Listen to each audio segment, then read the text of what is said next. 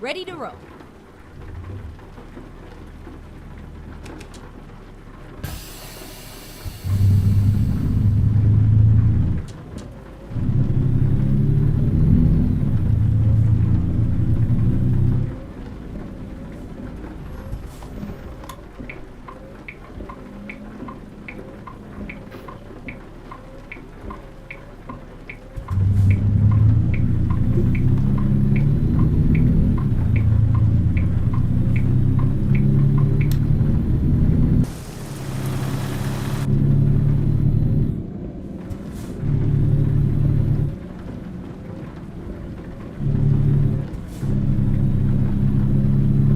Get ready to turn left.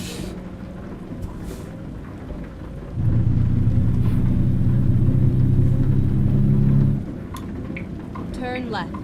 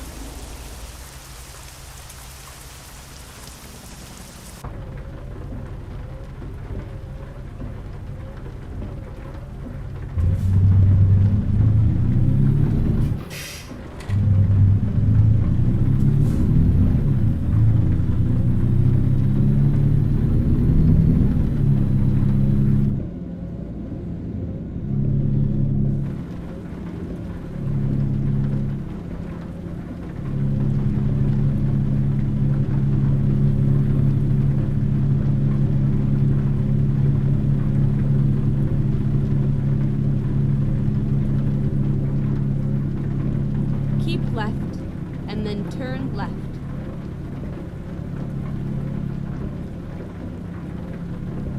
Turn left.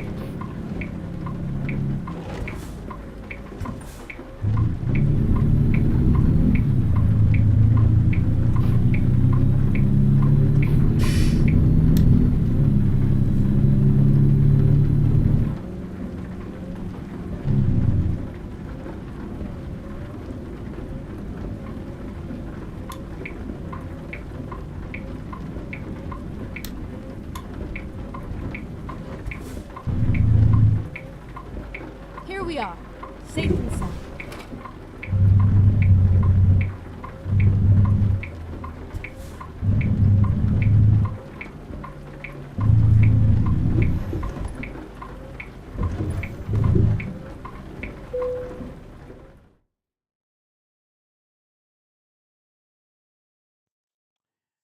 Everyone. John Cap with the International LoneStar. Hey, everyone. Uh, hey, it's 6:06 Uh, we're going to go over Montana tonight. And, and, uh, uh, and it's going to be easier for me to start. And, uh, uh, and that's what's coming up here. Arkansas is going to be, maybe coming in. They include Missouri, Iowa, I don't know. So, well, the Mobile Beach still is tomorrow. So, it's necessary. All right. let's go get the tires on the project. And what-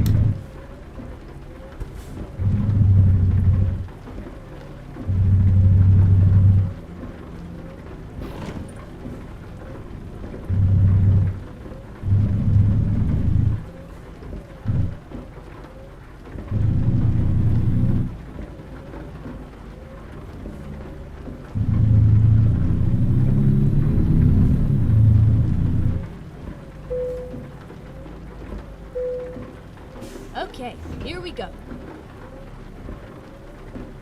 Recomputing.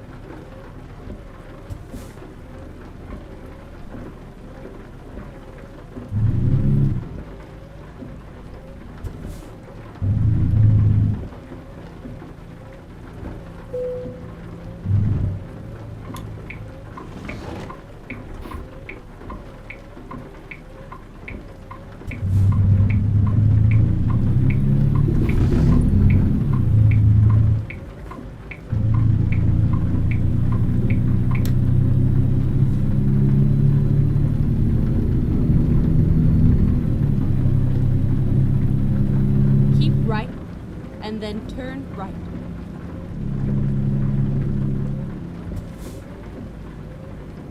Turn right.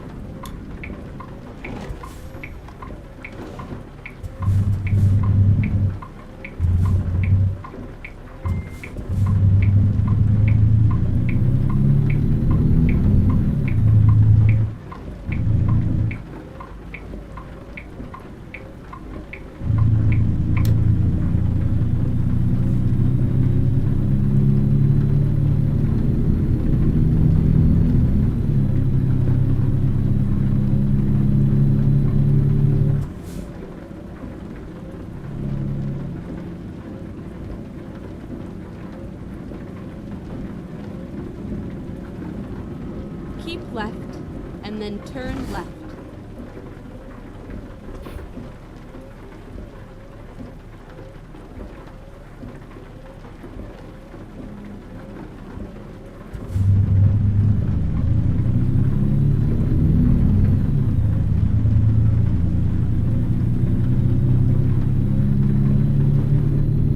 Turn left.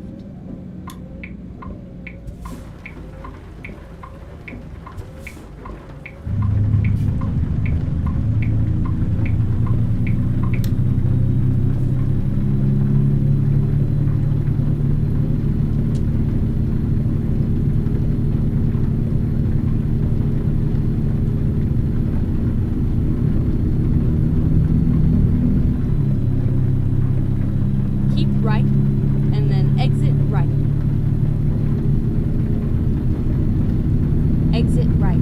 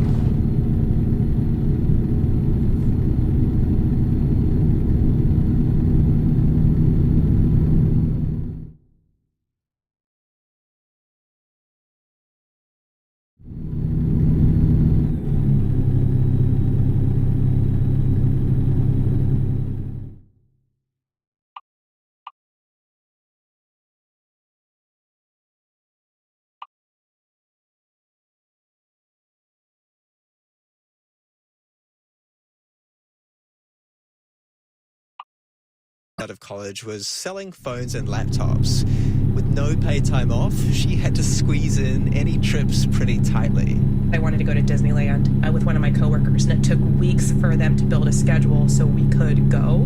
They were closed on Sundays, so we set it up so we had a half day on a Saturday. We could drive down to Anaheim, which was like a 4-hour drive, go to Disneyland, spend the night, and then be back before we'd have to work Monday morning. So when Meredith applied for another job, she was excited to hear it not only had paid time off, it had unlimited paid time off. She's like, oh, this is great. I'll take, the time that I need and can adjust my work like a, kind of like be treated like a grown-up. Now, obviously, unlimited paid time off is never truly unlimited. Otherwise, what is the company paying you for? But you would expect it translates into generous helpings of vacation time. Meredith joined the company with this in mind. She started as a remote worker. Later, the company asked her to relocate to its Indiana office. She took a few days off for the drive.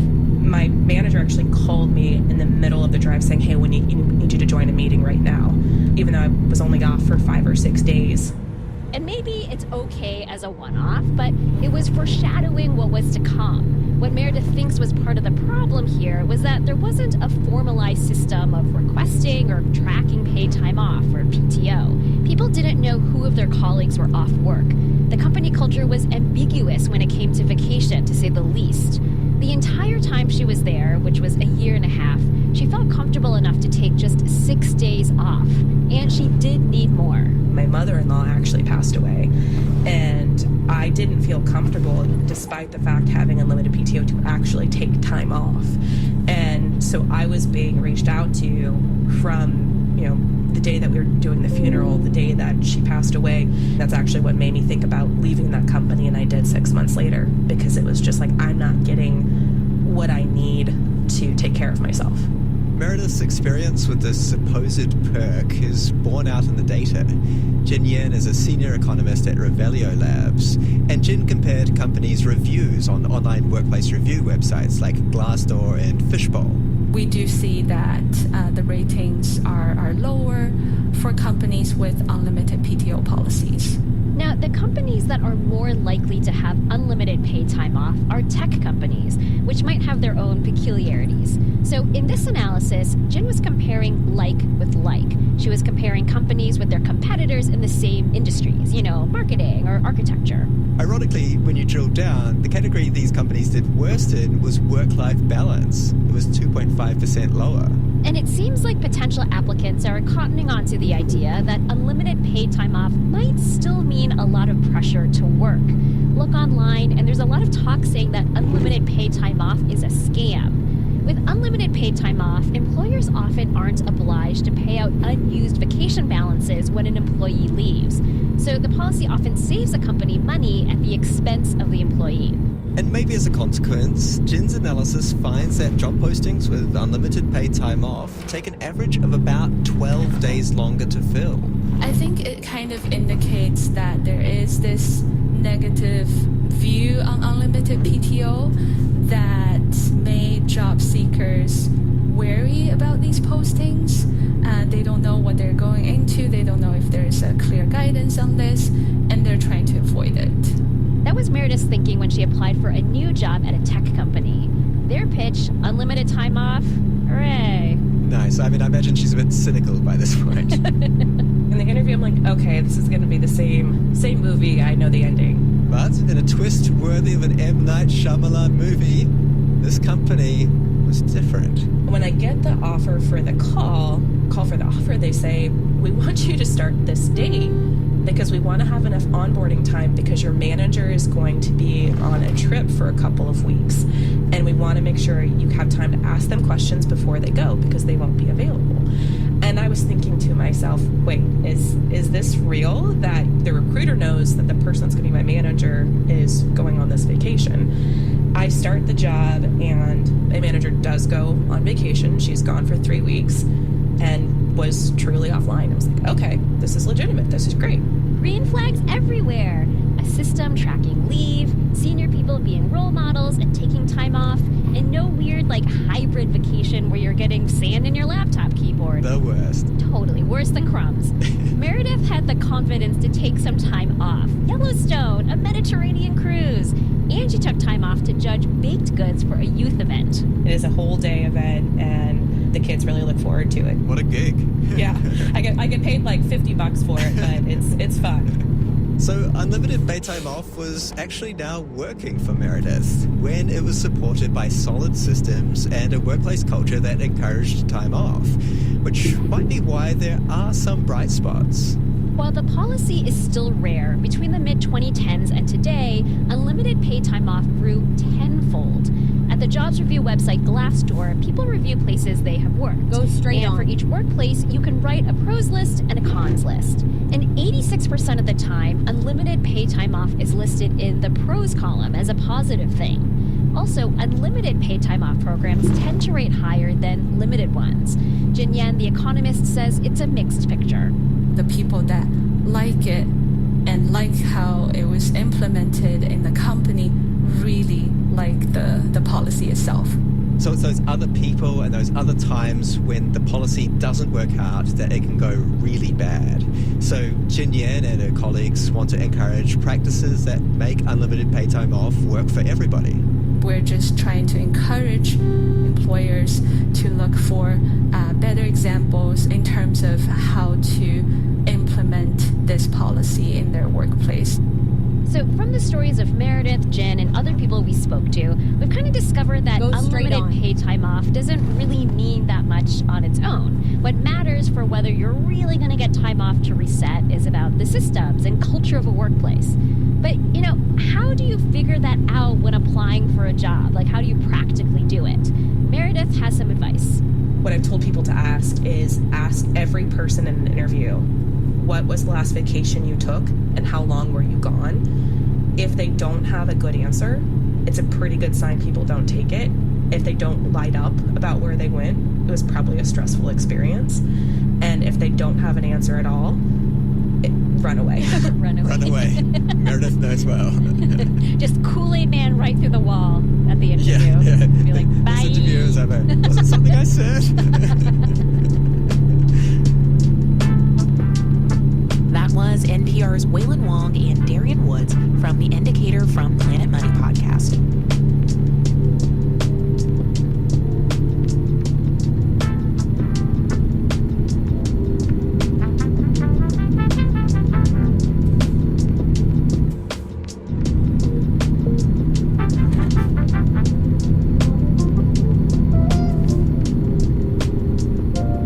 This is NPR News. Imagine you've just given birth. You're in a hospital bed enjoying your newborn. And then a doctor walks in and says, I just want you to know that your urine tested positive for drugs. but you didn't take any drugs. What do I do to get out of this situation? I don't even know how I got into it. Deceptive drug tests on the next Reveal.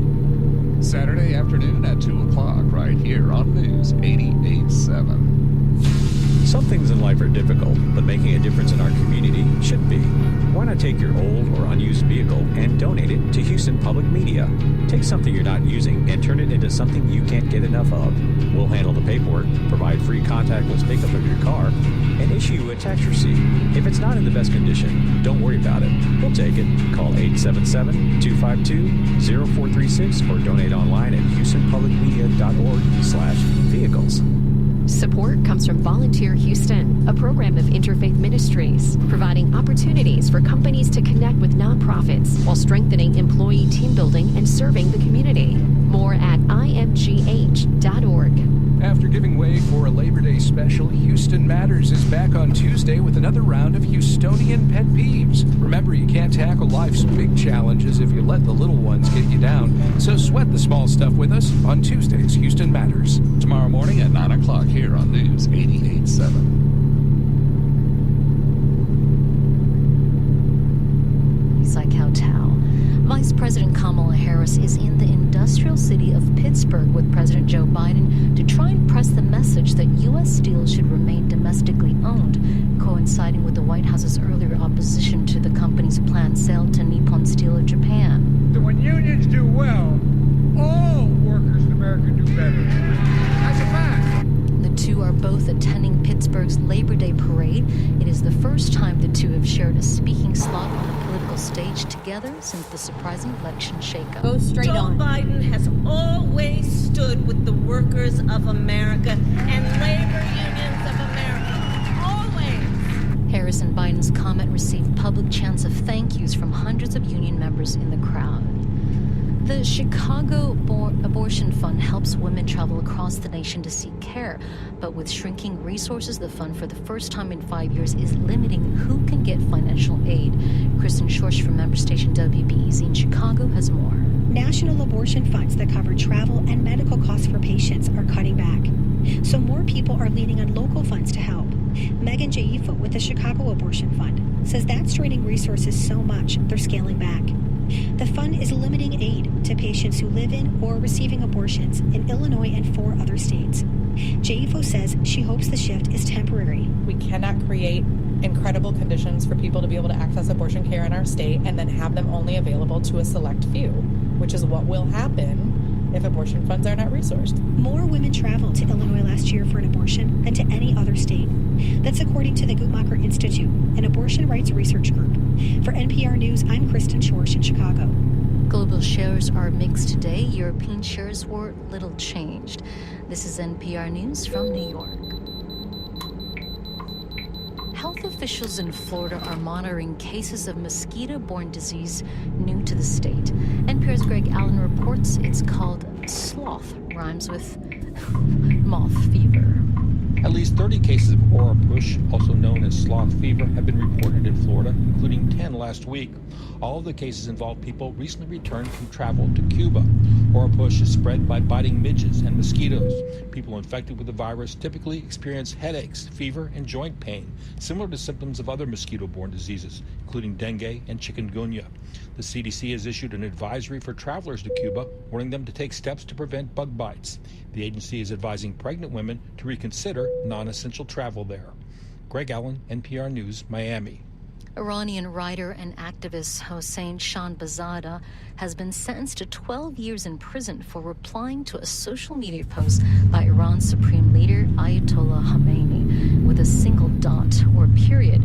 The 35-year-old Shanbazada, who is a longtime critic of Iran, appeared to be correcting the leader's grammar in a tweet about a soccer team. His reply received more likes than the supreme leader's post from June, raising eyebrows.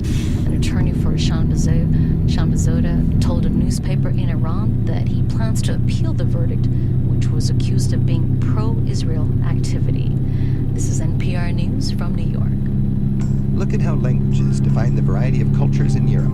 This is really the deeper view on what's happening, and it gets into the food, the dress, the music, but language is the lens. Hear how women of color can pack some extra self-confidence when traveling abroad. It's a really beautiful thing to travel to places where people look like me. And we'll help you dodge the tourist crowds on the next Travel with Rick Steves. Saturday morning at 6 o'clock right here on News 88.7. If you took part in our recent fundraiser, take an extra step to have your donation matched. Current and retired employees may be eligible for an employee matching program. Visit HoustonPublicMedia.org/match to search for your company. Support also comes from Comcast Business, partnering with companies to help keep their business moving by offering a network of cybersecurity solutions and round-the-clock support. Powering possibilities, restrictions apply. ComcastBusiness.com. Support for NPR comes from the station and from Bank of America, offering access to resources and digital tools designed to help local to global companies make moves for their businesses. Learn more at bankofamerica.com/bankingforbusiness. From the Wallace Foundation, working to develop and share practices that can improve learning and enrichment for young people and the vitality of the arts for everyone. Ideas and information at wallacefoundation.org. And from listeners like you who donate to this NPR station.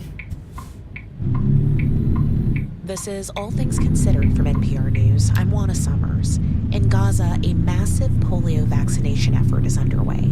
Hundreds of thousands of children will hopefully receive vaccines after a baby boy was diagnosed with the first confirmed case of polio in Gaza in a quarter century. Children in Gaza are typically vaccinated against the virus, but since the war began, regular infant vaccinations have been severely disrupted. According to the World Health Organization, Israel has agreed to brief pauses in the fighting to allow families to reach health workers and safely return. Dr. Hamid Jaffrey is the director of polio eradication for the WHO's Eastern Mediterranean region. He is leading the Gaza vaccination efforts and joins me now from Amman, Jordan. Welcome. Thank you. Happy to be with you. As I understand it, health workers have just 3 days to administer some 600,000 vaccines. Can you just start by telling us how it's going so far?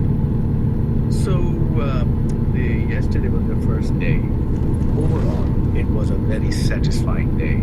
First and foremost, there wasn't an adverse security incident, and that is the number one success. So, at the end of the first day, the estimate is that 86,600 plus children under 10 got vaccinated. Wow. Today was the second day.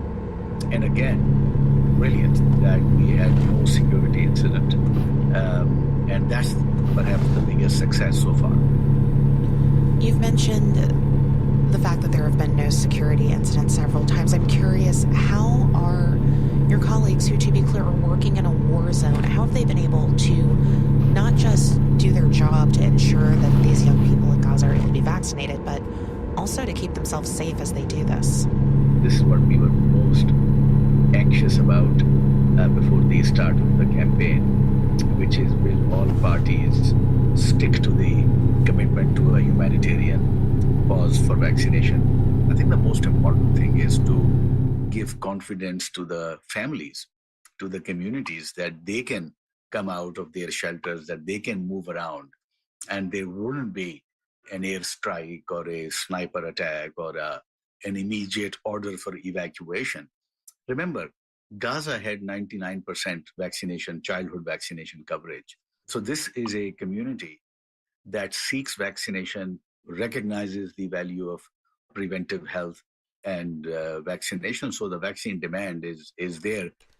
Your colleagues at the WHO who are distributing these vaccines there on the ground, can you tell us a bit about what they're seeing there in terms of the conditions and what they're hearing from families? Well, I think some of the video footage that I've seen and what our colleagues are saying Go straight on. is this, that some families have even dressed up their children as they've brought them up for vaccination. Little girls wearing bows in their hair. Some kids are scared. Some kids are, demonstrating that they are really brave and taking the drops. Some are nervous about the finger marking. Every child that is vaccinated gets their little left pinky painted so that after the end of the campaign, the coverage can be monitored through checking finger marking. But it's happening. What are the next steps here? Will you move to other locations in Gaza, or perhaps getting people to come back for booster shots?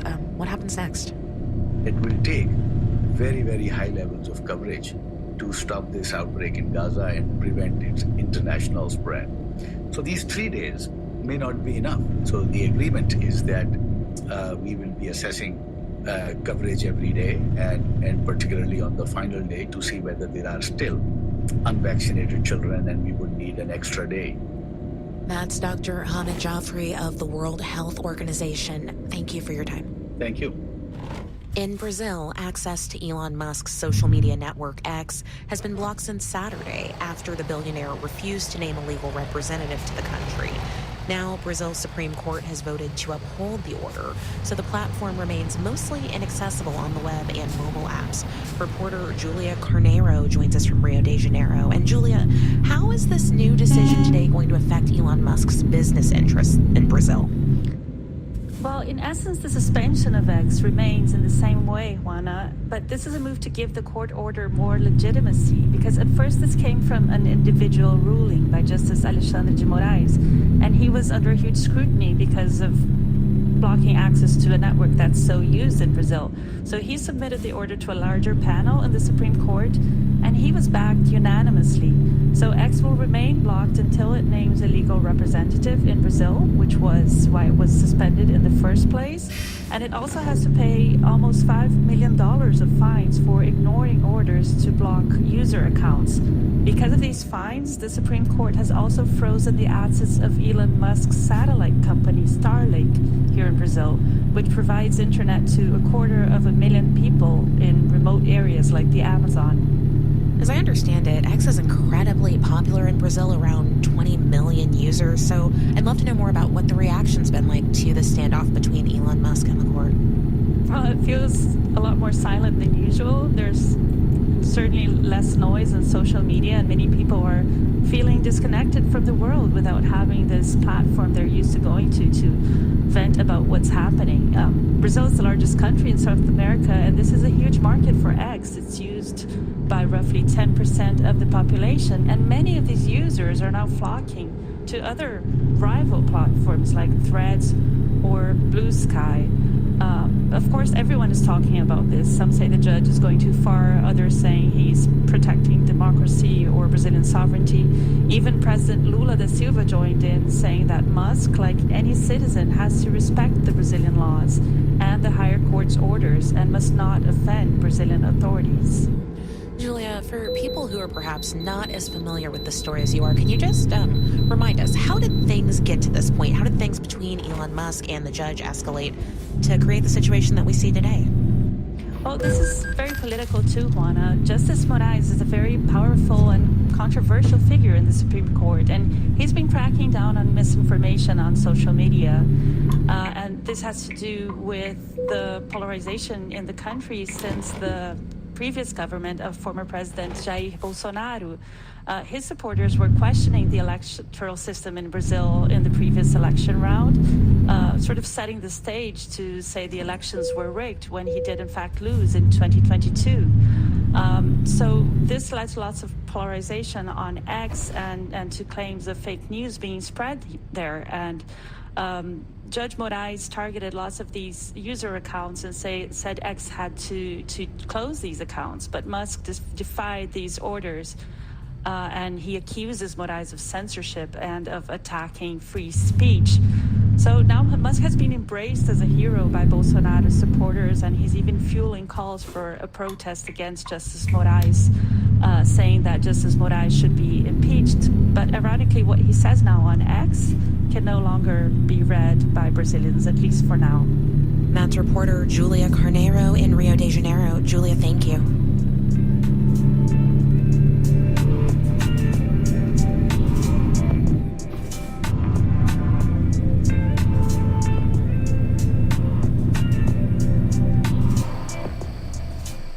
Go straight on. You're listening to All Things Considered from NPR News.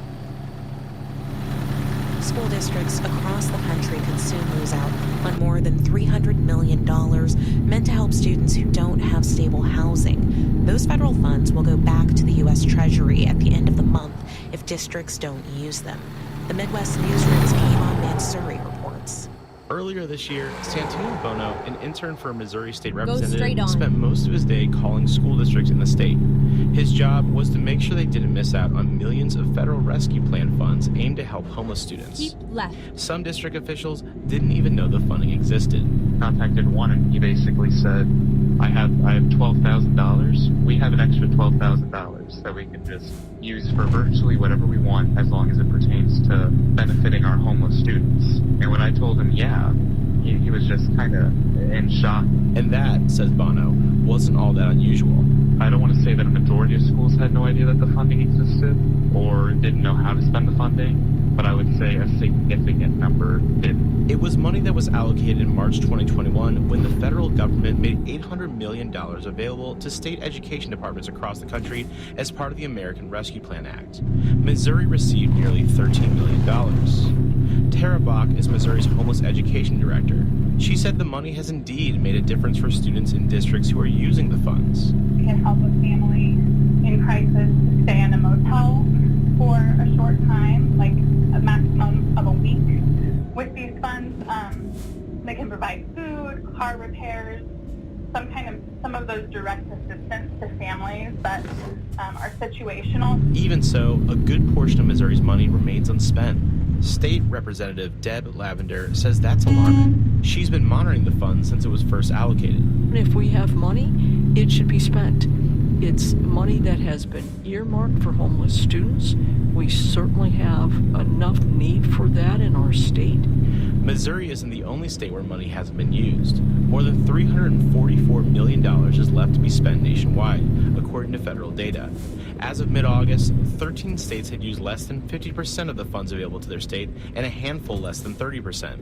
Any funds uncommitted to school districts by September 30th will go back to the U.S. Treasury, barring extensions in limited cases. It's essentially an incredible loss for families and for youth who really need this help at this time to get support to go to school, which is ultimately their best shot out of homelessness in the long term. That's Barbara Duffield, Executive Director of Schoolhouse Connection, a group that advocates for students experiencing homelessness.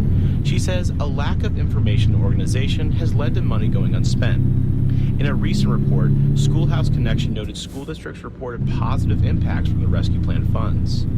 Duffield says she's worried about what the loss of any of those funds will mean for unhoused students. If you don't have the actual support for the things in your life outside of school, chances of getting an education are diminished significantly. U.S. Senators Lisa Murkowski of Alaska, Joe Manchin of West Virginia, and Kristen Sinema of Arizona unsuccessfully pushed to extend the spending deadline for the rescue plan funding for 1 year.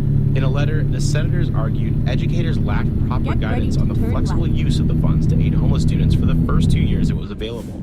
Now, with roughly a month to go before funds return to the Treasury, Duffield says states and school districts need to act. She adds, if any of the funding boost for homeless kids goes back to the Treasury, it's unlikely schools will see that kind of appropriation again. For NPR News, I'm Kayvon Mansouri in St. Louis. The Midwest Newsroom is a collaboration between NPR and public radio stations. This is NPR News. This is News 88.7.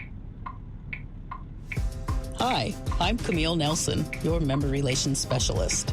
If you are a monthly Always member and need to update your donation payment method, you can go online to houstonpublicmedia.org/update. Our easy online form will ensure that your information remains secure.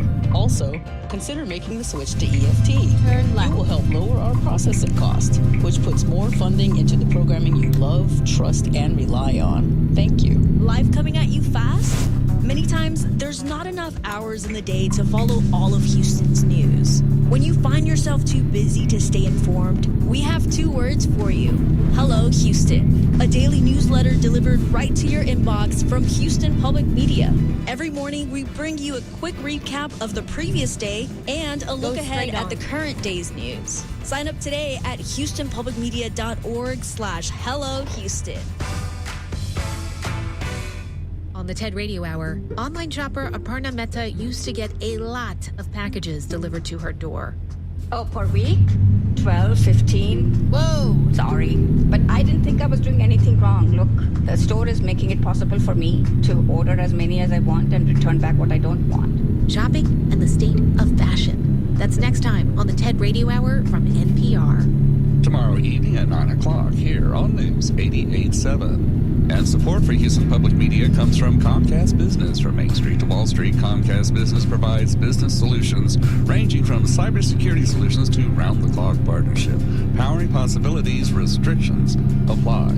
Support for Houston Public Media comes from Bistro Manil, participating in Houston Restaurant Weeks, benefiting the Houston Food Bank through September 4th. Now accepting reservations at bistromanil.com. From NPR News, this is All Things Considered. I'm Juana Summers.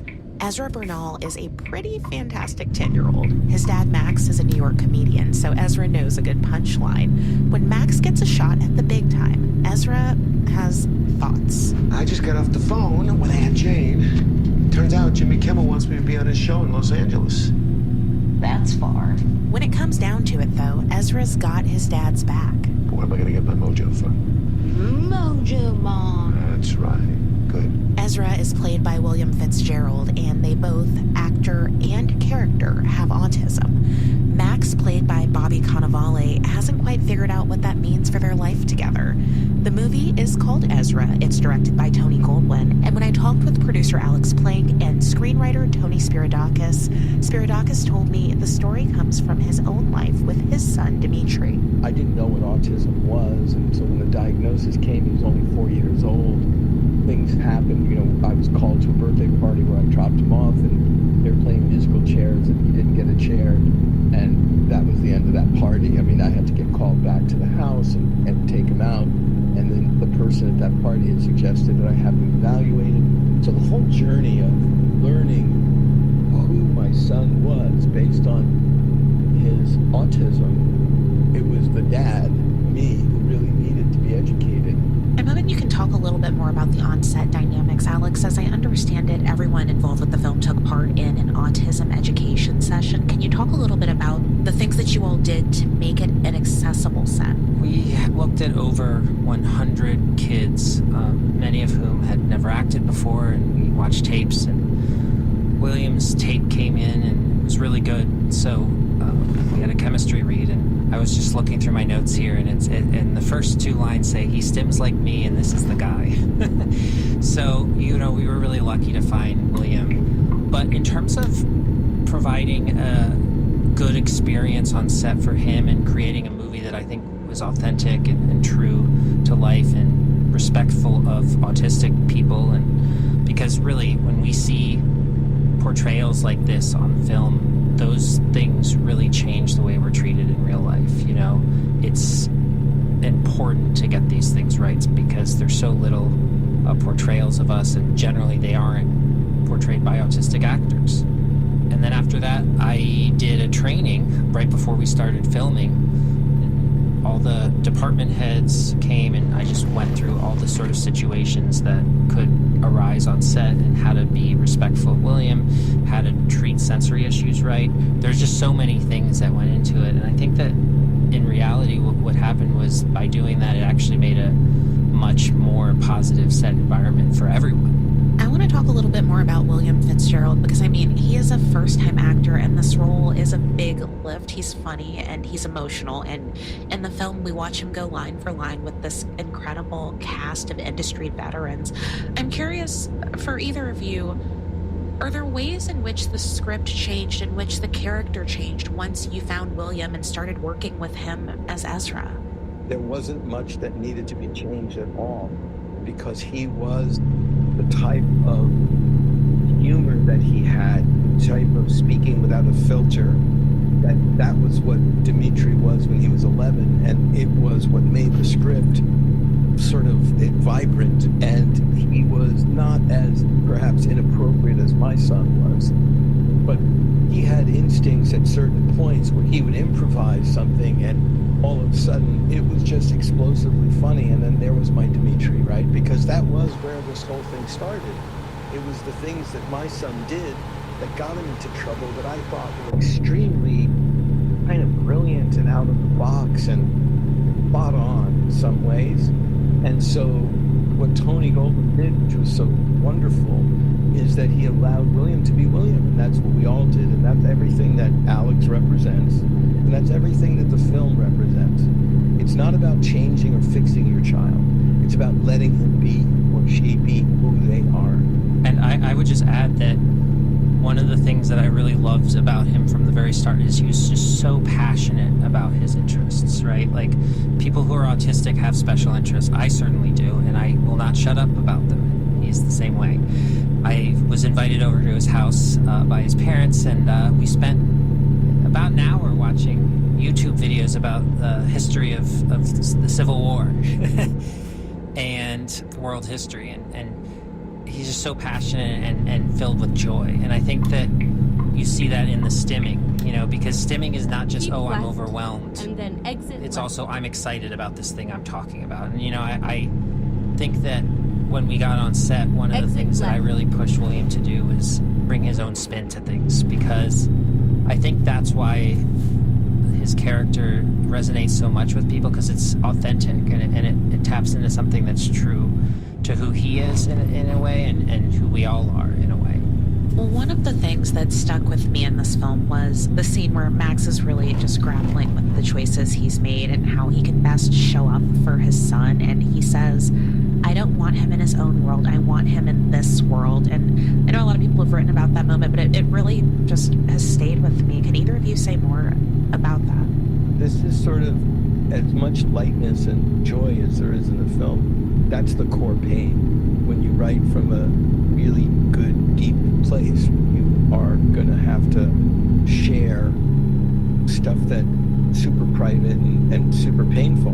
And I think that line is everything I had to overcome. I wanted him in this world. Well, the journey for Max is you can't have that, baby. It's his world and your world. And I think that's also something that we, as autistic people, go through, in sort of a different way, in that we want to be like everyone else. And then my journey with that was that realizing that, I don't want to be like everyone else. I want to be like myself. And I think that this movie really explores that in a way that I think will make people think about, okay, well, maybe I shouldn't be trying so hard to be something I'm not.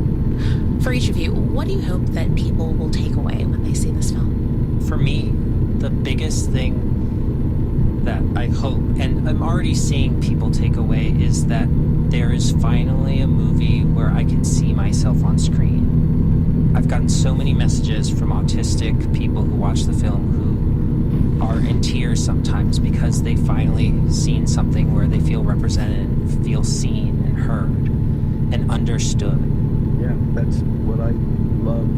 I think that as much as it does that for the autism community, I also have to say that it's the parents of that community that's also so well represented in this film. The things that I get are very much from fathers who come up to me and just sort of cry, and we kind of hug each other, and it's like hard words need to be shared, but it's been an overwhelming amount of mail that I get from parents and family who are just so happy to see something represented where you can do the wrong thing, but the right thing can happen because of love. That was Tony Spiridakis and Alex Plank on their movie Ezra. This is NPR.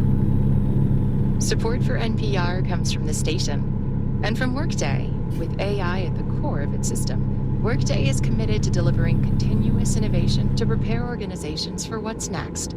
Workday, an enterprise platform for finance and HR rockstars.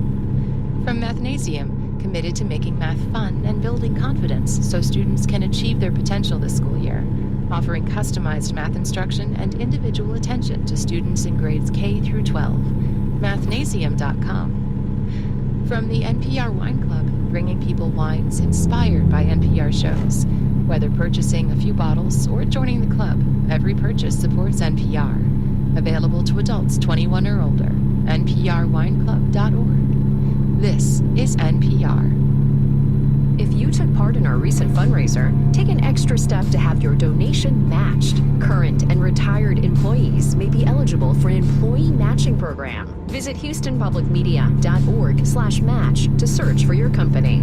Well, there's going to be a 30% chance of showers and thunderstorms tonight, mostly cloudy with a low around 77 degrees. A northeast wind 5 to 10 miles per hour. Tomorrow, Tuesday, a 50% chance of showers and thunderstorms in the middle of the morning, partly sunny with a high near 90 degrees and a northeast wind around 10 miles per hour.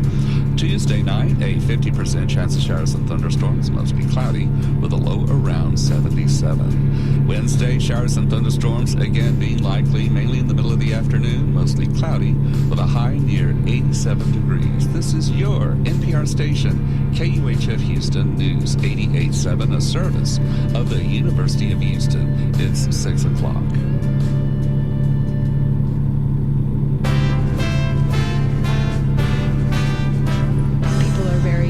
That we're not going to accept that this time. This Labor Day, hotel workers are on strike as talks between their union and major hotel chains have dragged on.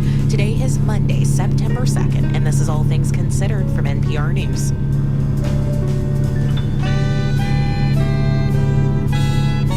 I'm Juana Summers. Summers this hour to Germany, where regional election results underscore the popularity of far-right politics in the country. The success of the AfD is not going to be helpful for companies that are trying to retain and attract talent. And in Israel, there's fresh grief as mourners converged for the funeral of Hirsch Goldberg Poland. The 23-year-old was one of 6 Israeli hostages whose body was recovered from Gaza over the weekend. Finally, my sweet boy, finally, you're free. I will love you and I will miss you. First News. Live from NPR News in Washington, I'm Janine Herbst. Vice President Harris is on the campaign trail today in battleground states, ending with a rally at a packed Union Hall in Pittsburgh tonight. She was joined by President Biden, who celebrated both unions and workers. Wall Street did not build America. The middle class built America, and unions built the middle class. He also told the crowd his administration made a lot of progress, including protecting pensions, and then... It is good to be in the House of Labor. Harris took the stage celebrating workers on this Labor Day. Pittsburgh, of course, is a cradle of the American labor movement. It is the birthplace of the AFL, headquarters of the steelworkers, home to Firefighters Local 1, and of course the historic IBEW Local 5. Earlier, she campaigned in Detroit. Her running mate, Governor Walz, campaigned at a labor event in Milwaukee. But en route to the event, several cars in his motorcade crashed, causing some injuries. Walz was unharmed. His vehicle was not involved. The cause of that crash is under investigation. The Justice Department says it seized a plane belonging to Venezuela's authoritarian president, Nicolas Maduro, for sanctions violations. NPR's Jackie Northam reports it was moved from the Dominican Republic to Florida. The Justice Department says the plane, a Dassault Falcon 900, was purchased illegally for about $13 million through a shell company and smuggled out of the U.S. for use by President Maduro and his associates, a move that violates U.S. sanctions and export controls. The U.S. has placed numerous sanctions on Venezuelan companies and individuals, including Maduro, for corruption and human rights abuses, among other things. The Justice Department says the U.S. worked closely with the Dominican Republic to seize the plane. A senior Commerce Department official said aircraft bought illegally in the U.S. cannot, quote, fly off into the sunset, no matter how fancy the plane or powerful the officials. Jackie Northam, NPR News. The country's transition to cleaner energy has to move faster to meet climate change goals. That's according to the consulting firm McKinsey & Company. NPR's Jeff Brady reports despite many renewable energy announcements, companies aren't building those projects fast enough. The U.S. goal is to cut climate warming pollution in half by the end of this decade. The McKinsey report shows 1,000 climate-friendly hydrogen projects have been announced, but companies have committed to building only 15% of them. A potential bright spot is solar panels, where installation appears to be on track, but McKinsey partner Diego Hernandez-Diaz says offshore wind is lagging with rising finance costs. Now, offshore hasn't been helped in recent past. I mean, interest rates have gone up 100, 200, 300 basis points. That makes it fundamentally challenging. New route. The report also shows momentum in electric vehicle and heat pump sales has slowed when it needs to speed up. Jeff Brady, NPR News. Go straight on. This is NPR News. More than 10,000 workers at 25 hotels around the country are on strike after this Labor Day weekend over wages, workloads, and the reversal of COVID-era cuts. The union says nearly half of the striking housekeepers and other hospitality workers are in Honolulu. Thousands of others are striking in Boston, San Francisco, Seattle, and Baltimore, targeting Marriott, Hilton, and Hyatt hotels, and are set to last up to 3 days. Unionized housekeepers, many of whom are women of color, want to reinstate automatic daily room cleaning, saying they get fewer hours and less income, while the task of cleaning messier, dirtier rooms only adds to their workload. High school students with poor mental health are more likely to use e-cigarettes. NPR's Ritu Chatterjee reports the findings add to a growing body of research showing a link between vaping and mental health problems in teenagers. Researchers in Australia surveyed over 5,000 high school students across 40 schools in 2023. Those with severe symptoms of depression were over twice as likely to have tried vaping compared to those with no symptoms. Other recent research in the United States also found a link between poor mental health and vaping. For example, a 2023 survey by the American Heart Association found that teens and young adults vaping nicotine and THC, the psychoactive compound in marijuana, were more likely to report symptoms of depression, anxiety, and suicidal thoughts. Ritu Chatterjee, NPR News. And that's according to a new study published in the Australian and New Zealand Journal of Psychiatry. I'm Janine Herbst, NPR News in Washington. Support for NPR comes from NPR stations. Other contributors include BritBox, working to help people discover British dramas and mysteries, including The Responder, starring Martin Freeman, and entire series like Sherlock and Vera. Streaming at BritBox.com/NPR. On the TED Radio Hour, online shopper Aparna Mehta used to get a lot of packages delivered to her door. Oh, per week? 12, 15. Whoa! Sorry, but I didn't think I was doing anything wrong. Look, the store is making it possible for me to order as many as I want and return back what I don't want. Shopping and the state of fashion. That's next time on the TED Radio Hour from NPR. Tomorrow evening at 9 o'clock here on News 88.7. Get ready to turn left. This is All Things Considered from NPR News. I'm Juana Summers. On this Labor Day. Turn left. More than 10,000 hotel workers on strike in 9 cities in demonstrations that should continue through tomorrow in most. Housekeepers, front desk agents, bellmen, and restaurant staff at select Hilton, Hyatt, and Marriott hotels are calling for change. NPR's Andrea Hsu has more from Baltimore. These strikes have been months in the making. Some 15,000 union workers on the East Coast, West Coast, and in Hawaii have seen their labor contracts expire. Talks between their union, Unite Here, and the hotel chains have dragged on. In Baltimore last week, Tracy Lingo, president of Unite Here Local 7, was already preparing for a picket, getting out the wooden sticks and unpacking new signs. So these signs say on strike. Another says make them pay. Lingo ordered these, hoping they wouldn't have to be used. But you always hope for the best or prepare for the worst. In Baltimore, the union already successfully fought to restore daily room cleanings, which had gone away during COVID. Now it's all about wages. They're seeking a nearly 25% wage bump right away and additional increases in years to come. Lingo points to higher hotel wages in nearby cities and says the goal is to close at least some of that gap. So far, she says, what Hilton has offered still leaves Baltimore workers $10 an hour behind workers in D.C. an hour away. People are very determined that we're not going to accept that this time. People like Linda Benston, who's worked at the Hilton in Baltimore since it opened in 2008. She started as a housekeeper, cleaning some 16 rooms a day. Now as a supervisor, she still steps in to clean rooms as needed. And after 16 years... we make 18-something. An hour. She says she barely gets by, often having to choose which bills to pay. At 61, Benson is caring for her mother, a cancer survivor, and also helps out with her daughters and grandchildren. She thinks going from $18 to, say, $25 an hour would make a big difference. I would be able to help more with food and stuff and pay more bills and wouldn't have to worry about, should I get another job? Lingo says Benston's financial struggles are nearly universal. 97% of the housekeepers that we surveyed at the Hilton said that they had trouble paying their rent or mortgage on time at least once in the last year. Meanwhile, according to the real estate data firm CoStar, occupancy in Baltimore hotels is just shy of pre-pandemic levels, and room rates are up. So hotels are now generating more revenue per room. It's these contrasting realities that's emboldened workers like Linda Benston. She's convinced that walking off the job will be worth it in the long run. Her daughter, less so. She said, you sure you're not going to lose your job? I said, no, we won't lose our job. We can go on strike, okay? In a statement, Hilton said it remains committed to negotiating in good faith to reach fair and reasonable agreements. Even with a cooling job market, workers across industries are still agitating for better wages and working conditions, convinced that companies can do better by them. Last year, hotel workers in Southern California staged rolling strikes and emerged with raises totaling 40 to 50% over 4.5 years. Facilities and dining workers at Cornell walked out a few weeks ago and are now voting on a deal that would give them 25% raises and a cost of living adjustment.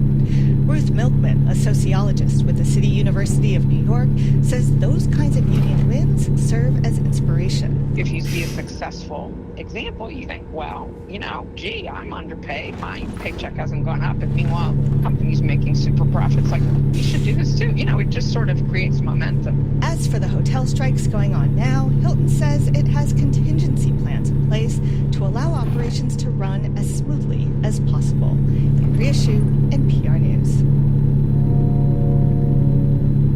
Today, thousands of mourners converged on Jerusalem for Israeli-American Hirsch Goldberg Poland's funeral. The 23-year-old was one of the 6 Israeli hostages whose bodies were recovered from Gaza over the weekend. Hamas militants kidnapped them on October 7th, and according to Israel's military, they were killed just hours before an attempted rescue.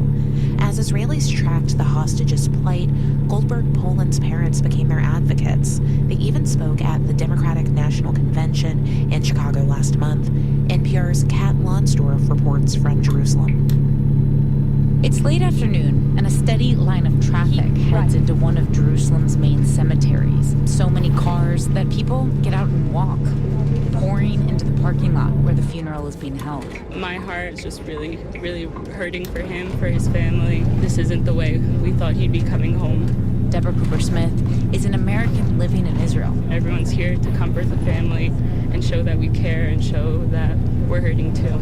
He really was a symbol of hope that maybe they were going to come back. Akiva Goldberger, also an American, says losing Goldberg Poland is like losing that hope that the other more than 100 hostages still in Gaza will make it out. I think that sort of the failure to bring the hostages back is just really highlighted right now. People are feeling that. Many blame that failure on Israeli Prime Minister Benjamin Netanyahu, who they say is obstructing a ceasefire deal. Thousands of protesters have taken to the streets in the past 24 hours, and a general strike was observed around the country today.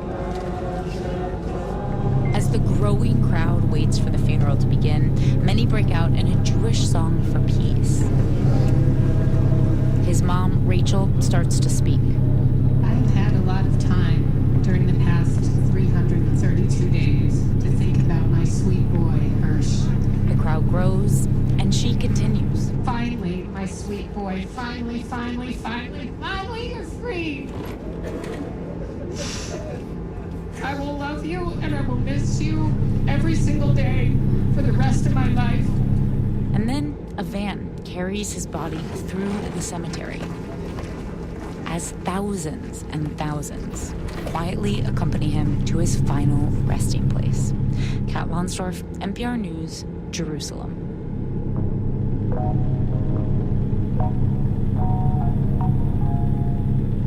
Ever wondered what the show might sound like if it were run by 4th graders? Well, thanks to NPR's Student Podcast Challenge, you don't have to wonder anymore. In their audio stories, 4th grade students explained poltergeists, offered insights about cuttlefish and the origins of Hello Kitty, and made passionate arguments for why every kid should have their own bedroom. Our judges picked their top 5 entries, and now NPR's Lauren Magaki introduces us to 3 of those winners. The first stop on our tour of winners, Jericho, New York. Welcome. My name is Romany. And my name is Ella. We are currently 4th grade podcasters at George A. Jackson Elementary School. Like any good journalists, Ella Chen and Brahmani Sri Rama explored an issue of vital importance in their community. All across Long Island, erosion is a major issue. Many of the beaches are nearly washed away and too dangerous to hang out in. They learned about the effects of erosion in Lauren Kawasaki and Reshma Seth's classroom. That lesson left them with a big question. Will erosion cause the Montauk Lighthouse to fall into the ocean? The 2 reporters researched New York's oldest lighthouse, and with the help of their teachers and school librarian Danielle Melia, they discovered that there have been efforts to protect the beloved landmark from erosion. The people who saved the Montauk Lighthouse placed large boulders on some parts of the land.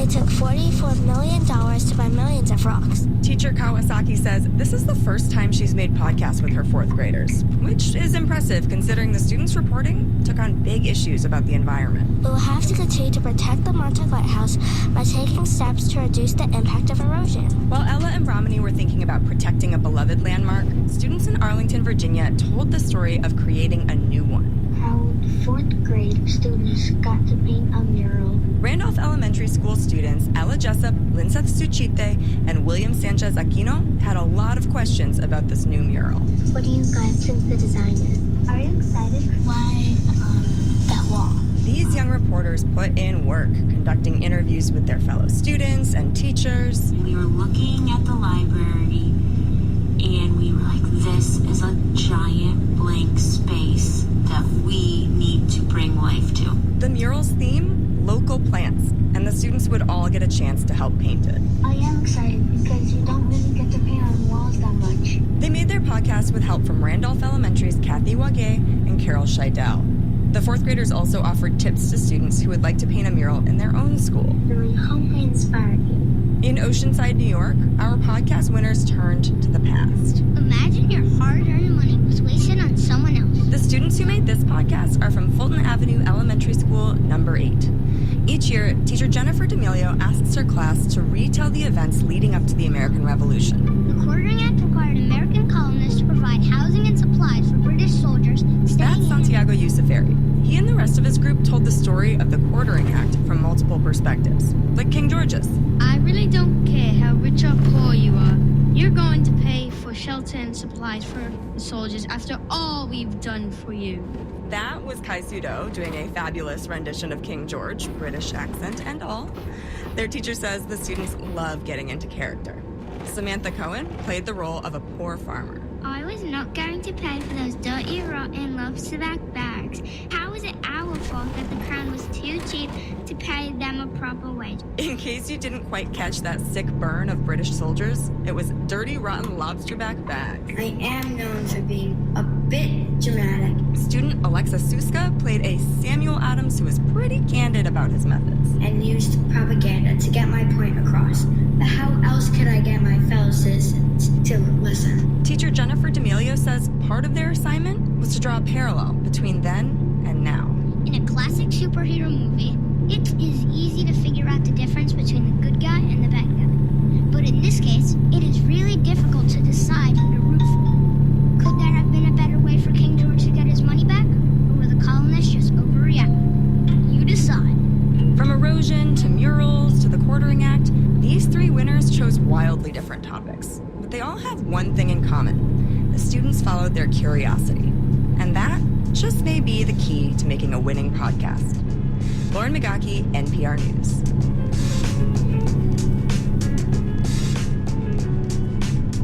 You're listening to All Things Considered from NPR News. Support comes from Moody Center for the Arts, hosting the opening reception of In Process, an exploration of the methodologies, research, and collaborative projects of Korean artist Do Ho Sung. 6 p.m. September 6th, moody.rice.edu. Tonight on Houston Public Media TV8, My Music presents 70s Soul Superstars with performances by Patti LaBelle, the Commodores, Sister Sledge, the Tramps, and more. Tonight at 7 on Houston Public Media TV8. PBS NewsHour. Now more than ever, you need news you can trust. PBS NewsHour. Unbiased, in-depth news that delivers substance over sensationalism. PBS NewsHour. Cutting through the noise with news that matters. World-class journalism that brings unrivaled national and global perspective home to you. PBS NewsHour. Elections, conflict, climate. Trust a news source that provides fair, thoughtful coverage of the events that impact our lives. PBS NewsHour. Weeknights at 6 on Houston Public Media TV8. I want to make a movie about this. The Arts Hour brings you film. The themes in it are so far ahead of their time. Books. The detail is amazing. Art. There's all the personal stuff. Theatre. Lots of singing and dancing and colours. Music. The dance floor is made for dancing. And everything in between. I want it to be exciting. That's the Arts Hour with me, Nikki Beatty. I really identified with it. From the BBC. The Arts Hour, Friday nights at 9 on News 88.7. From the Center for Investigative Reporting at PRX, I'm Al Letson of Reveal. This story is going to be about people trying to keep secrets. True stories that affect your world every week on Reveal. Was there any reason why you didn't want to tell us the truth? We didn't lie, we just withheld information.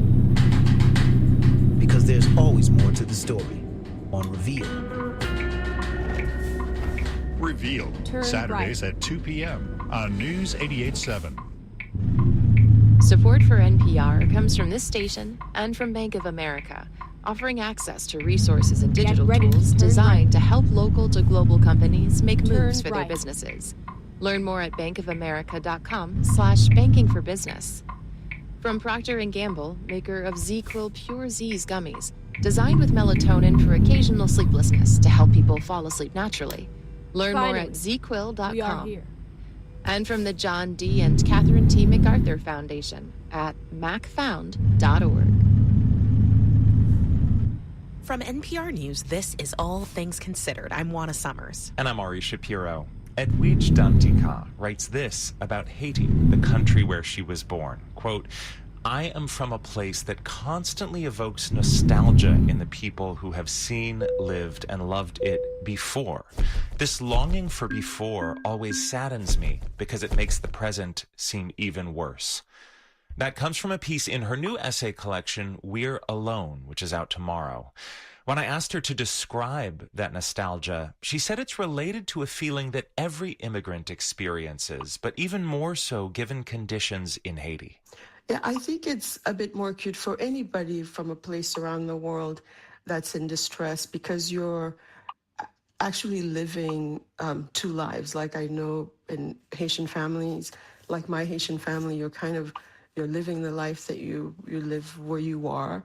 And then you're also living through messages, not just the news, but, WhatsApp messages from loved ones sometimes who have to move several times. Mm-hmm. So there is that duality in the reaching back. And it often happens, at family gatherings of mine where you have, many generations together. Yeah. And it manifests in different ways. You have the elders who are talking about the present, but also evoking a past that is still very present for them. How old were you when you left Haiti? I was 12 years old. You were 12 years old. And I know you've been back since then, but will you paint a picture for us of the Haiti that you try to hold in your mind? When you see headlines about suffering or disasters, what is the image of Haiti that you try to preserve when you feel that sense of nostalgia? Well, I try to preserve a Haiti that is actually still today's Haiti, but a different version of that. I try to preserve a vision of the wonderful artists who I know, who've been moving around, sometimes have had to put their work with friends. But also, I write about this in the book. When I go back, I go often to a place, a rural area where my mother-in-law is from, and all the people who are there who are just trying to do the best that they can. And people who can leave but do not, because they realize that they can make such a powerful impact by staying and working and trying to do better for the country. This collection of essays is full of Haitian expressions and words, and many of them have layers of meaning. One is the word, I believe it's pronounced wozo, which is a bit like resilience. Am I saying that correctly? Yeah. What does the word mean to you? Well, wozo, it's like an irrepressible weed that grows in marshlands and riverbeds in Haiti. And that sounds like a negative thing, but it's framed as a positive. It is, because it's been sung about. There's a beautiful song by a singer named Bello, and the chorus is kind of at the heart of the saying, like, nous c'est wozo, même si nous plions, nous pas casser. We are wozo. Even if we bend, we will not break. And it doesn't mean that we're unbreakable as humans, but I find that expression, rather than resilience, which is more of an outside gaze, I find that expression both poetic and hopeful and a battle cry at the same time. Nous c'est wozo, même si nous plions, nous pas casser. How does the tune go, if you don't mind my asking? It's something like, nous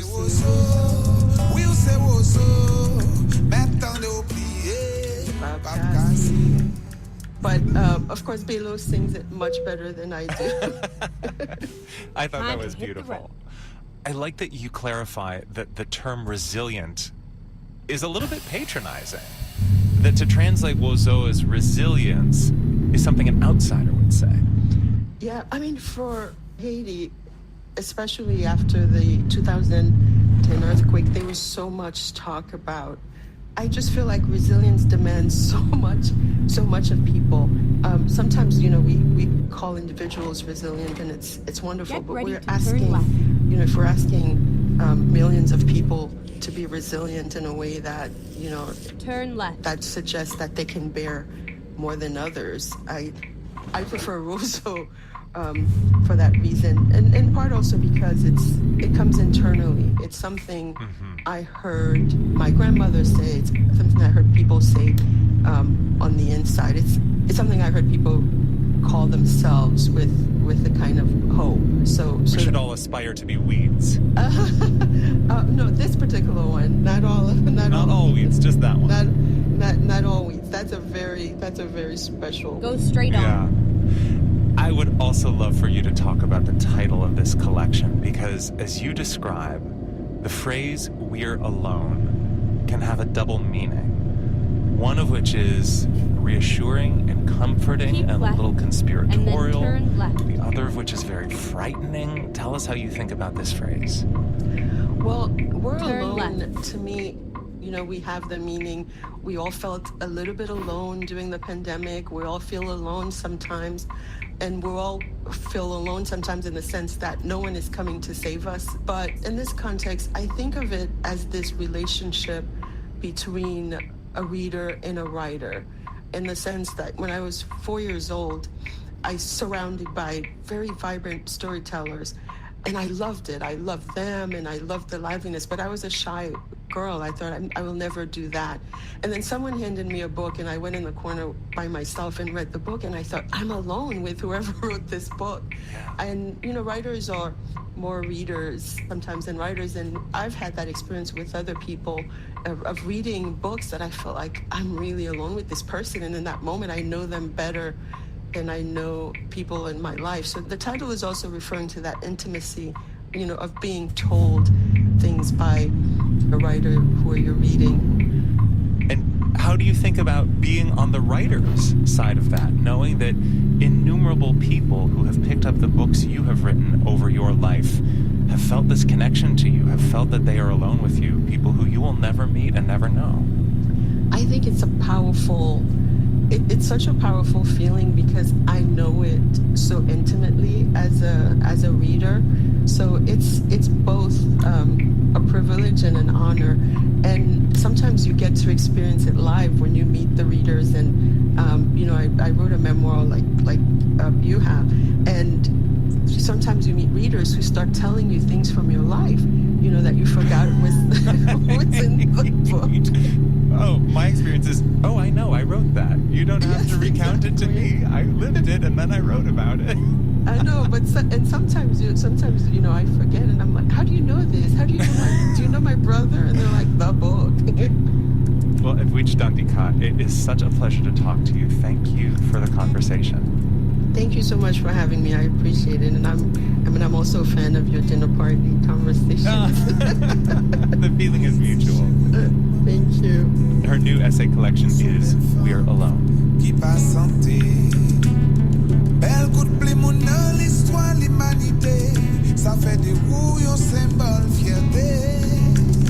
Ou ba femme qui porte trois pour belle toile. Et on sait une femme 5 étoiles. Je dis entre comme les manqué tomber. Mais on met réjoui parce qu'on prend les répifrés. Ou c'est oiseau. Oui, ou c'est oiseau. Maintenant d'oublier. This is NPR News. Support comes from Comcast Business, partnering with companies to help keep their business moving by offering a network of cybersecurity solutions and round-the-clock support. Powering possibilities. Restrictions apply. ComcastBusiness.com. Some things in life are difficult, but making a difference in our community shouldn't be. Why not take your old or unused vehicle and donate it to Houston Public Media? Take something you're not using and turn it into something you can't get enough of. We'll handle the paperwork, provide free contactless pickup of your car, and issue you a tax receipt. If it's not in the best condition, don't worry about it. We'll take it. Call 877-252-0436 or donate online at houstonpublicmedia.org/vehicles.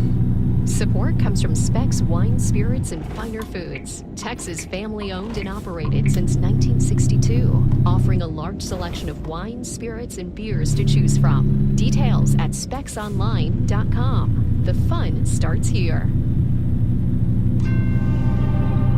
Marketplace is supported by Odoo, designed to save time on business management with one simple user-friendly software. ODOO.com. Everything any business will ever need. Are consumers finally starting to feel better about this economy? Plus, pick your fun this holiday. Cooking, music, we've got a bit of it all. From American Public Media, this is Marketplace.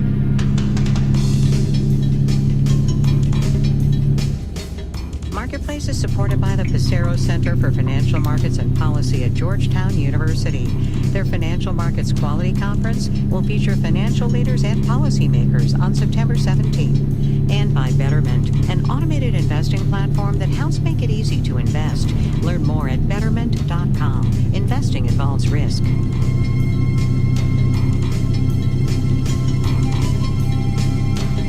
In Washington, D.C., I'm Kimberly Adams in for Kai Risdall. It's Monday, the 2nd of September, Labor Day. Good to have you along. So, how are the vibes at your Labor Day barbecue? Any better than at the 4th of July cookout? I ask because we got some data Friday suggesting that the American consumer is in a slightly better mood now. According to the University of Michigan, for the first time in 5 months, consumer sentiment actually improved. Marketplace's Matt Levin reports on whether that so-called vibe session is maybe turning a corner. Keep left. So just to kind of remind you where the economy is right now, the Fed seems to be finally getting closer to its inflation target. GDP grew at about 3% last quarter, which is really good. And while the labor market is cooling, unemployment is still historically pretty low. So that whole consumer vibe session thing, it's got to be over by now, right? No, it's not over yet. Oh. Kayla Brune is an economist at Morning Consult. She says even though consumers feel a little better now that inflation is closer to 2%, they still very fondly remember their lower grocery bills of 2019. Consumers are very fatigued by prices, and it is that inflation component that's really been driving the vibe session, and consumers are not over that. In the uptick in consumer sentiment we are seeing, Joanne Shu at the University of Michigan says it's mostly coming from folks rich enough to absorb higher prices or rich enough to play in the stock market. Folks at the top of the income distribution, their sentiment, their vibes have improved really, really strongly since mid-2022. Of course, the reason we all pay attention to these consumer sentiment numbers is they're supposed to give us a clue about consumer spending. But Olu Sonola at Fitch Ratings says vibes have been low and spending has been high for a while now. It's completely disconnected, completely. There's no correlation. And Sonola says he doesn't see vibes bouncing back dramatically anytime soon. Cumulative inflation, political polarization, and a labor market that's weakening. You know, the vibe session will be quite weak for some time to come. What a bummer. Maybe I'll go buy something to make myself feel better. I'm Matt Levin for Marketplace. More than 17 million Americans plan to fly this holiday weekend, according to the Transportation Security Administration, a record-setting Labor Day travel period. New data from the Department of Transportation shows that through the first half of this year, flight cancellations were slightly down from 2023. Even so, the DOT wants to implement new rules requiring airlines to give customers automatic refunds for canceled or significantly delayed flights. Marketplace's Henry Epp reports. When an airline cancels your flight, it can feel like a personal punishment, but airlines really don't want to resort to cancellations, says Helene Becker at TD Cowen, because it costs them. They have to accommodate passengers with meal vouchers, sometimes with hotel vouchers, and that's obviously quite costly. And then it has to pay overtime to its employees, and that's quite costly. In other words, the airlines don't do well when they deliver a crappy product. Federal regulators want to make the process of getting a refund for a canceled or very delayed flight a lot less crappy. David Slotnick is the senior aviation business reporter for The Point Sky. If your flight is canceled, the airlines have to give you automatically a refund in your original payment form. So that's cash, credit card, miles, whatever. And it's part of a broader push by the government to crack down on flight cancellations. Henry Hardevelt, an analyst at Atmosphere Research Group, says there are a lot of things that are within an airline's control. Not having enough crew? Too bad. That's an airline problem. Aircraft maintenance problems? Also an airline's responsibility, he says. Airlines have mostly recovered from staffing shortages of pilots and crews in recent years, which has helped. But even so, most delays are caused by something they can't control, Hardevelt says, the weather. Whether it's snowstorms in the wintertime or thunderstorms and hurricanes in the summer, we are seeing more bad weather events, and these bad weather events tend to be more intense, happen more frequently, and can last longer. Airlines, he says, are trying to factor worsening storms into their planning because they'll be on the hook for refunds even if it's weather that causes the cancellation. I'm Henry Abbott for Marketplace. Wall Street today closed for the holiday. We'll still have some interesting details for you, though, coming up when we do the numbers.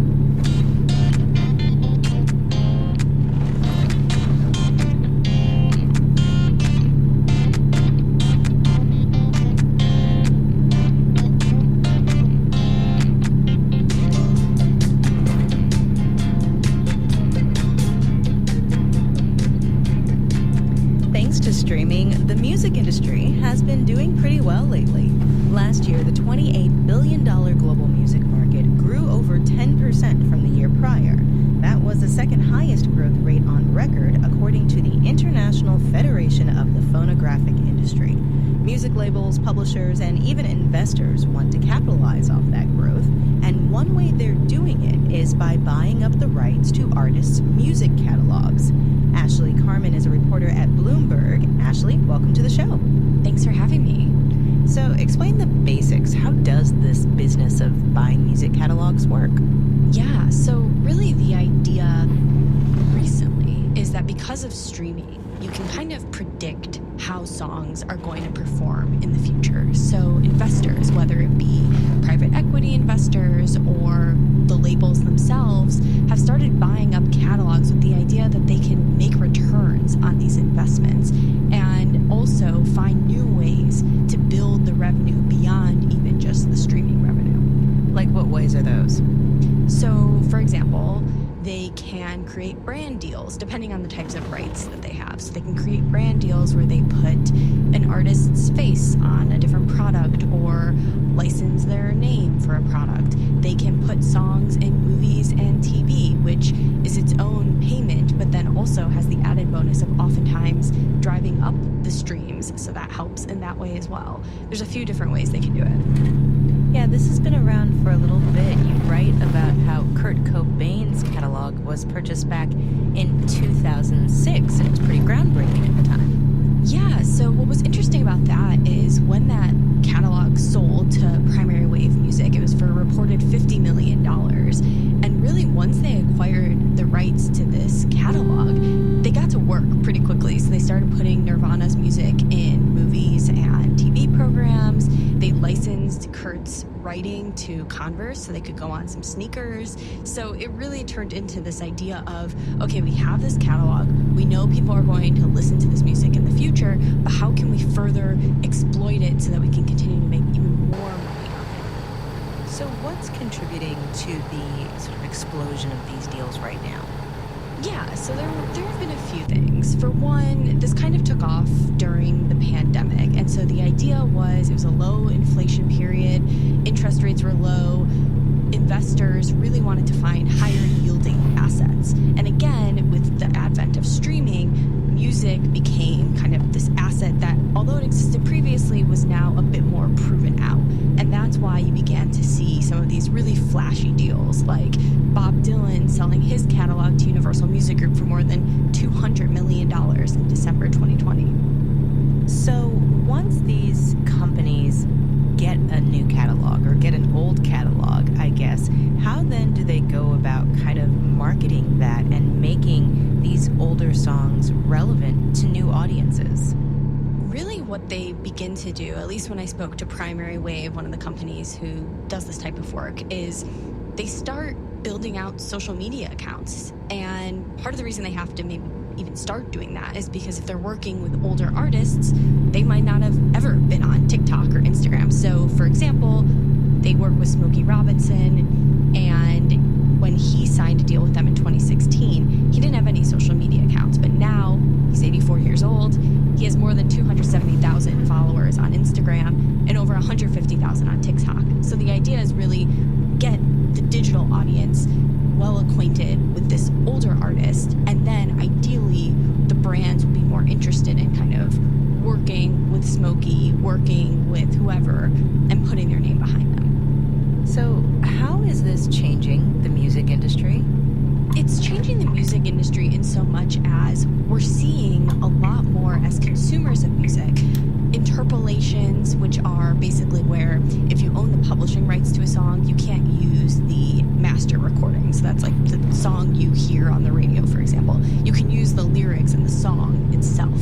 And so what folks will do is they'll re-record that song and the lyrics and use it in a new song. So you can hear a lot of these examples. One is Blue, that popular Eiffel 65 song turned into a BB Rexa hit in 2023. Once you start paying attention for these, you can kind of hear them everywhere.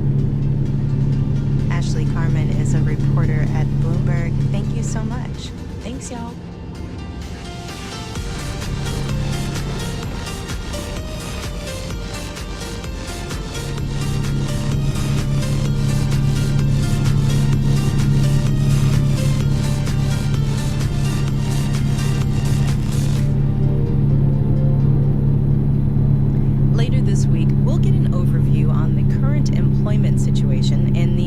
Jobs report. But today, given that it is the National Day for Labor, we thought it would be a good fit to bring you a perspective from an American laborer and business owner for today's installment of our series, My Economy. I'm Amanda Zimlick. I'm the owner of Otter's Pond Bed and Breakfast on Orcas Island in the San Juan Islands of Washington State. I'm actually a chef by training. I went to culinary school and worked as a chef, did product development, and in 2019, I happened upon an opportunity here on Orcas Island visiting my parents for their anniversary, that this bed and breakfast was for sale, and so I put my chips in and I went for it. In addition to managing the inn and doing breakfast, I also do the upkeep and repair and the housekeeping. One of the funny things that people always ask me is, wow, you really do everything, all of it? It's very much a labor-intensive thing sometimes, but it's a labor of love, and it saves me quite a good chunk of money to go ahead and do that. I am really enjoying making the building even more sustainable. 3 years ago, I was able to secure a grant and put in heat pumps, which has saved a fortune in electricity, in addition to making the property much more green with energy. And the other piece I think that sort of follows after that will be solar. And being located on the pond, we're actually positioned just so we're able to get quite a bit of sunlight there.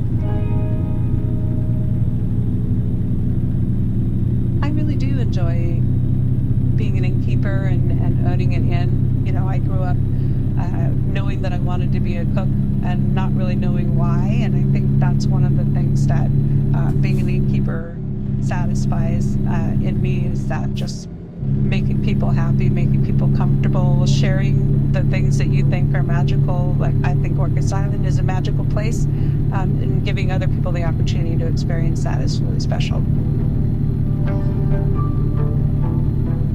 That was Amanda Zimlick, owner and operator of Otter's Pond Bed and Breakfast in Orcas Island off the coast of Washington. We can't do this series without you, so write to us about your economy at marketplace.org/myeconomy.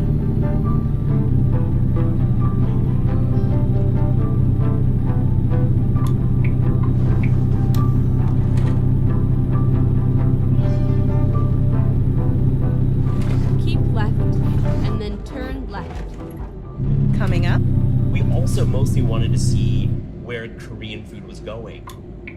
I want to see too. But first, let's do the numbers. Turn left. U.S. markets are closed today for the holiday, so since it's Labor Day, let's look at some labor statistics more broadly. The youth labor force participation rate sees a spike every year between April and July. The number of workers between 16 and 24 years old grew by 2.1 million during this year's summer employment season. Of course, that number drops as young folks head back to school. Hotel workers, in the meantime, are continuing to strike today. Some 10,000 workers across several cities are demanding better pay and conditions. Marriott, Hyatt, and Hilton are among the chains affected. The hotels and the union representing the workers unite here. Both say talks will continue. You're listening to Marketplace. Marketplace is supported by Raymond James, a firm focused on transforming lives, businesses, and communities through tailored wealth management, banking, and capital markets solutions. Disclosures at raymondjames.com. And by C3 Generative AI. Generative AI enables rapid access to secure, traceable, hallucination-free insights from enterprise systems, all while using any LLM, helping enterprises turn the invisible into the obvious. C3.ai. This is Enterprise AI. And by Babbel for Business. With over 13,000 hours of language courses, live instructor-led classes, and business-specific content, Babbel is helping companies break down language barriers and improve workplace safety. Learn more at babbelforbusiness.com. Go straight on. Support for Houston Public Media comes from BKV Energy, providing Texan homeowners and renters with fixed-rate electricity plans and straightforward options. Rates and plan details available at bkvenergy.com. Support comes from Baylor College of Medicine, creating tomorrow's medicine today. Known for their medical research and innovation, Baylor pushes boundaries through health discoveries and their pursuit to improve the health of humankind. Behold the shepherd tone. The Tinkerbell effect. Hillbilly humanism. The Overton window. Hyperobjects. The Bill Gates problem. The Zuckerberg delusion. Times are changing, and so is our vocabulary. Apodophobia. The public trust. Parasocial relations. The anti-bandwagon fallacies. Monopoly and monopsony. Let On the Media be your guide as we explore the future together. On the Media, Saturdays at 5 p.m. on News 88.7. This is Marketplace. I'm Kimberly Adams. The Food and Drug Administration recently approved the latest round of COVID vaccines, meaning they're now available at many doctors' offices and pharmacies around the country. And for the second year in a row, the federal government is not picking up the tab. Physicians have to order the vaccine weeks in advance and pay up front for the shots they'll have on hand this fall. It's a tricky calculation. Jackie Fortier, with our partner KFF Health News, has this look at how this is playing out in one medical field, pediatrics.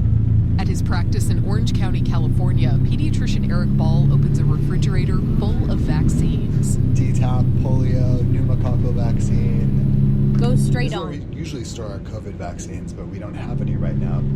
His practice hasn't had COVID vaccines for months. In the spring, they ended up throwing out dozens of expired shots.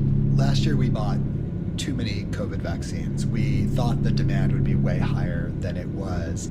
Over-ordering the vaccines meant his practice ate the cost of the unused doses, $150 each.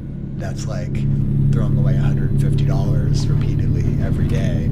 That's not a mistake Ball and his practice can afford to make again. So this year he slashed his fall vaccine order to the bare minimum. Even so, it's a tricky calculation. We took the number of flu vaccines that we order, and then we ordered 5% of that in COVID vaccines. That's roughly 240 doses, which costs his practice about $36,000. It's a gamble because in the 2023-2024 COVID vaccination season, about 15% of kids got the shot, even though the government recommends it for every child over 6 months. COVID vaccines aren't typically required for kids to go to school, so it's not like pediatricians can predict vaccine needs based on enrollment. The cost of vaccines, that's our biggest expense, but it's also the most important thing we do, you could argue. I mean, it's vaccinating kids. Chicago pediatrician Scott Goldstein owns his own practice. Besides the overhead cost, he says just storing vaccines in his office is risky. they can put you out of business if something goes wrong. We've had things happen before where a refrigerator gets unplugged, and then we're all of a sudden out $80,000 overnight. Some pediatricians say they would order more COVID shots if pharmaceutical companies had a more forgiving return policy. Pfizer, for example, will take back just 30% of unused doses for kids 12 and up. Pediatrician Deborah Greenhouse owns a practice in Columbia, South Carolina. If you only let us return 30%, we're not going to buy much. We can't. Greenhouse operates her own practice, so if she orders too many doses that are left over, the cost comes out of her pocket.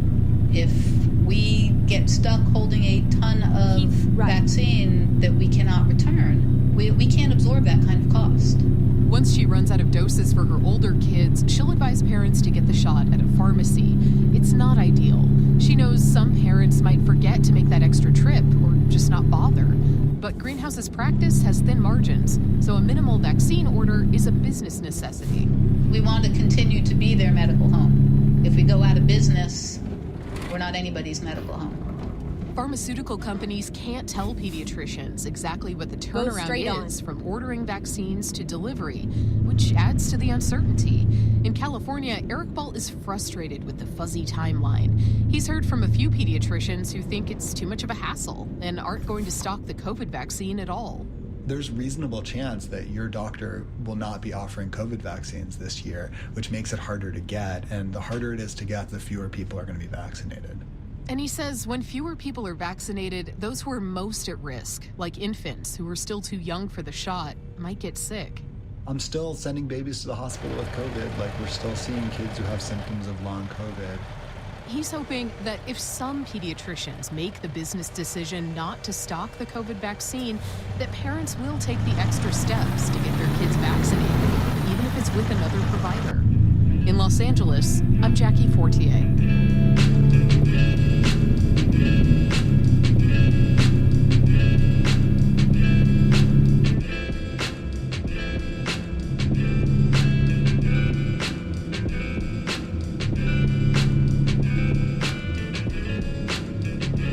Go straight on. Going back to that Labor Day barbecue we mentioned at the top of the show, if you enjoy working with the grill, you know there's a lot more you can do with it than just barbecue. And it's like that with a lot of cuisines. Get famous for one thing, but then people miss a lot of other great dishes. All that as set up for our next story about two cookbook authors who are trying to change how Americans think about one particular type of cuisine that has some pretty famous barbecue as well. Marketplace's Sean McHenry takes it from here. When the title of your cookbook is Korea World, you're kind of making a statement. I think it's one of the biggest stories of our generation, the rise of Korean food, and you see it everywhere now. That voice belongs to one of the two people I met up with the other day at Soban, a popular restaurant in Los Angeles' Koreatown. LA's Koreatown has the largest concentration of Korean-owned businesses in the country. My name is Dookie Hong, chef and co-author of Korea World. My name is Matt Rodbard. I am the co-author of Korea World with my buddy Dookie Hong, the chef. Buddies and writing partners, Hong and Rodbard have been covering Korean cuisine for about a decade. They have two cookbooks out, including Korea World, published earlier this year, and their first book, Koreatown, published in 2016. Go straight on. Back then, the conversation in the U.S. around Korean food was defined by one thing: barbecue. So with Koreatown, we wanted to smash that perception, and so we were covering all sorts of, we had a whole section about tangs and chigees, which are soups and stews. We called it Beyond Barbecue. I don't know if we put that phraseology in the first book. Like, Korean food can't just be good barbecue, which nothing wrong with good barbecue, but really expanding that conversation. And I think with Koreatown, we got the opportunity to do that as first-time authors. They made the New York Times bestsellers list. And then we took a break from each other. Duke moved to San Francisco. We took a break from each other. It's not like that, guys. On a break. It's not like that, guys. No, we were in contact. We decided to just do our own projects, but we also mostly wanted to see where Korean food was going. But to understand where Korean food went next, you also have to look a little outside the food industry at pop culture. There's a thing called the Korean wave, or Hallyu. Here's Matt Rodbard. It's the way that Korean culture produced in Korea was exported throughout the world. And you could say it was done in a very strategic sense through the Korean government. Money was being spent to promote and to nurture pop music and film and food. A lot of money. For this year, the South Korean government budgeted $1.3 billion to the Korean content industry. And looking back over the last decade, Hallyu supported Parasite, Squid Game, BTS. I remember seeing a news segment, like they were lining up to the highway. I was like, what are they lining up for? And it was a Korean K-pop band, right? BTS, right? I myself didn't know who, I probably shouldn't say this out loud, love BTS, but didn't know who they were. So, but there's so many people that knew about it. We call it this like cultural trifecta of like the cuisine, the music, the arts, all kind of hitting at the same time. We thought that this was a story that needed to be told, and we really challenged ourselves with many things. We didn't repeat recipes, we didn't repeat stories, and we landed on Korea World, which just like expanded the universe of Korean food. But it is still a business at the end of the day. Go straight on. The real reality is that it's a hits business. As a publishing executive, your job is to sign up authors 2 to 5 years in advance, and hopefully a few of them are going to sell. Since Korea World was Hong and Rob Bard's second book,